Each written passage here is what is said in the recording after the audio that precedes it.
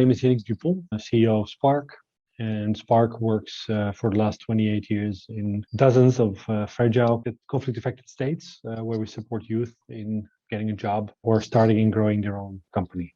It was a study done by DFID years ago on fragile states, which really described what I've been feeling for a while, that the most precious commodity and the least available commodity in fragile states is trust.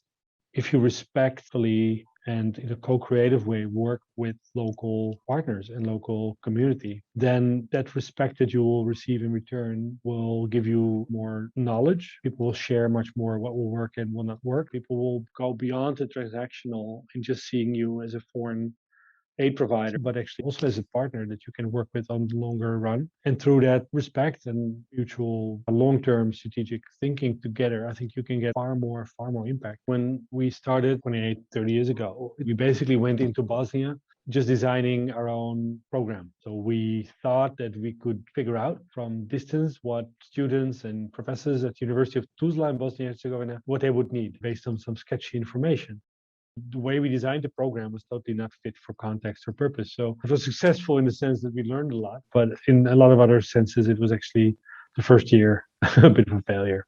It was the first lesson on the importance of really deep co-design with local partners from the outset, not just in semantics, but actually doing it and also drawing the consequences to the end. That means that then if you go into execution of a program, that also you leave the lead to your local partners and you're there to help them, to be a service to them. This is unfortunately one thing that I learned in the development sector is still not the norm. It took usually quite a long time to build the trust in the beginning, and it often required being very early on in conflict zones active. So this is why you'll find our NGO today planning in Ukraine. We need to find people, we need to support them in this moment and find those that we can trust and that they can learn to trust us at this very moment, so that later on we can actually build on those networks and build on the trust to build great development programming. And that has really, really proven to help us. So if we do this and we really work very closely with trusted partners from the beginning, then we have far more impacts later. Building programs that are really multi-stakeholder, you can get so much more out of it in different senses. So if you basically come together based on mutual objectives and you work together, you will accomplish, I think, two things. The first is actually, I think, a more sophisticated understanding of the problems you're trying to tackle and the solutions you're designing. If we design something in Yemen through a Dutch lens, that's unlikely to really catch on. If it regards women empowerment, for example, in the job market. It's only when we work with, for example, in that case, the Islamic Development Bank, or if we work with good local organizations and let them explain to us how we can best support them to reach women to work, then you will have an impact. The second component is that you get far more easy trust and acceptance. And if you have trusted partners, you have much more reach, much more impact. I think your programs become more relevant. Partnerships are key because you get a much better insight into these kind of complexities and you don't just look through your own Western lens. You have a dialogue and how would this one work and why this and question it. And that brings the plan to a higher level.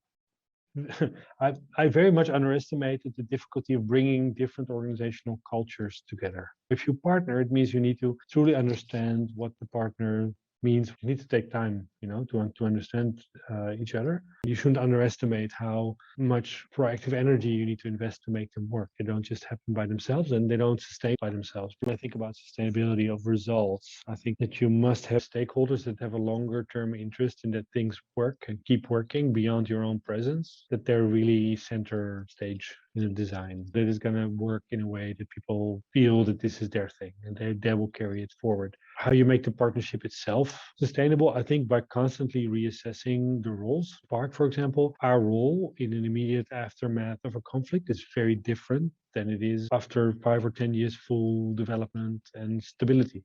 So at the beginning, it's very much more helping, in this co-creation and designing, even because there's very little capacity on the ground. People fled, things broke down. Then at some point, it's more about helping to scale. And then it's about helping to exit. And we need to recognize that there is at some point no further need for an international NGO to be there. But that requires that you constantly reflect on your role and what's your value add in a certain phase and what is not your added value. Design funding opportunities in a way that it promotes seeking out partnerships. Map out let's say, few hundred actors and really see which match best.